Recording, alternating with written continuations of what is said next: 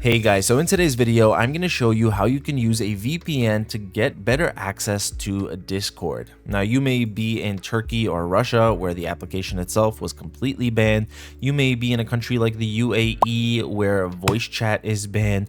Or you might be anywhere but we're the subject of an IP ban, and now every device in your network can no longer access Discord. Now, if you don't know what an IP address is, it's basically a number that looks something like this, and it tells other computers and applications who you are and information about where you're located. And it's really important when it comes to getting access to Discord because that is the thing that a VPN will change.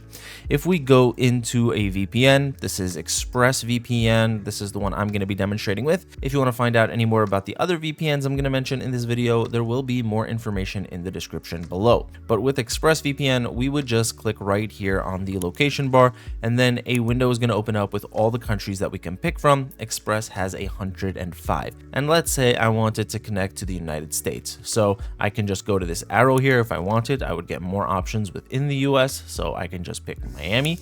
Now I'm connected up to that server in Miami, and what has just happened is I was given a new IP address, and my entire connection to the internet was protected and made secure by the VPN, and nobody, no internet service provider, government agency, nobody can see what I'm doing online or see my internet activity. So I just have a more secure and private connection overall. And you can test this out for yourself by going to any IP address finder website like whatismyipaddress.com. You can see here that I have the previous information because before I was connected to London and I have an IP address here. Now I'm going to refresh the page and it's going to be updated with a new IP address and the new location in Miami, Florida, and some other information about my connection as well. So if you do this, if you use a VPN like this to get a new IP address, now if you were the subject of an IP ban, you have a new IP address. You can go back into Discord and create a new account. You probably will have to make a new account because your previous one was most likely banned, but you can at least now create a new account and keep using Discord again. Likewise, if you're in a country like Turkey or Russia, you would be able to go to the Discord webpage and download the application and start using Discord, because now any website you visit is no longer going to think that you're in Turkey or Russia or wherever it is. They're going to think that you are wherever you connected to in the VPN, in this case, the United States.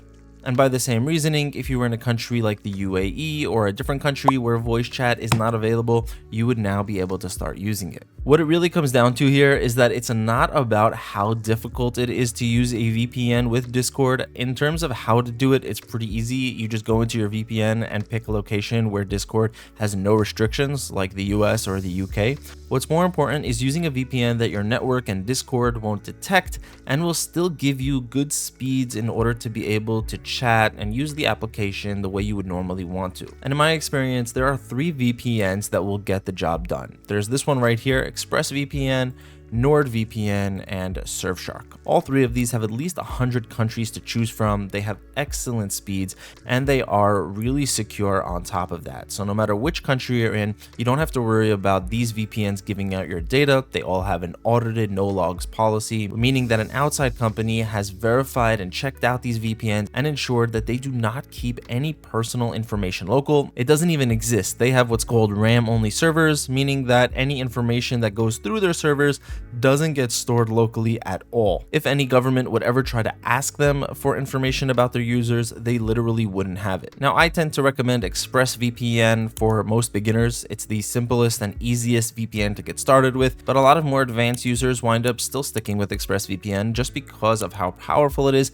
and how easy it is to use. It may not have the features of the 2 VPNs that I'm about to show you, but when it comes to just working right and doing what you want a VPN to do, getting you access, giving you security, ExpressVPN does an amazing job. If you do want a lot of features, then there is really no beating NordVPN. NordVPN comes with the most amount of features and add-ons of any other option out there. You have specialty servers like DoubleVPN connecting you up to 2 different servers before getting you over to the internet. You have specialized servers for connecting to the Onion network and a bunch of other options here as well. In terms of countries as well, Nord has 165 countries that you can choose from as of now. ExpressVPN ExpressVPN has 105 and Surfshark has 100. So Nord is leading there as well, although in my personal opinion, even 100 is overkill. Most people have about 15 or 20 that they use on a consistent basis. I don't know anybody who ever needed 100 countries, but if you are that person, then NordVPN has 165 of them.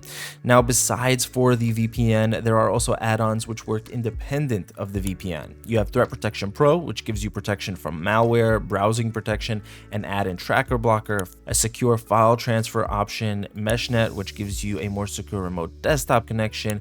You have Dark Web Monitor, which monitors the internet to see if you have any data leaks, and you even have an option for secure cloud storage, and there's even more to NordVPN than I'm mentioning here. It's really too much for this video, but if you did want to find out more about NordVPN, there will be full in-depth reviews in the description below. But in short, if you are somebody who wants a feature-packed VPN, go with Nord. Now, if you're on a budget, there is always Surfshark. Surfshark strikes a nice balance between Express and Nord. It doesn't have all the features of Nord, but it's not as simple and it's not as powerful as ExpressVPN. That being said, it is the most budget-friendly option here. So if you're looking for something that's inexpensive, but at the same time is still high quality, then I would definitely recommend going with Surfshark. At the end of the day, all three of these will work with Discord just fine, and it's going to come down to your personal preference regarding which one is best for you. So if you do decide to try one out, there will be discount links in the description that will save you some extra money. You can test it out. There is a 30-day money-back guarantee, so if you decide that it's not for you within those 30 days, you can just contact customer support and get a full refund. That's a nice thing to take advantage of. That's going to be it for this video, guys. Let me know in the comments below which VPN you decide to go with. Thank you so much for watching. Have an amazing day, and I'll see you in the next one.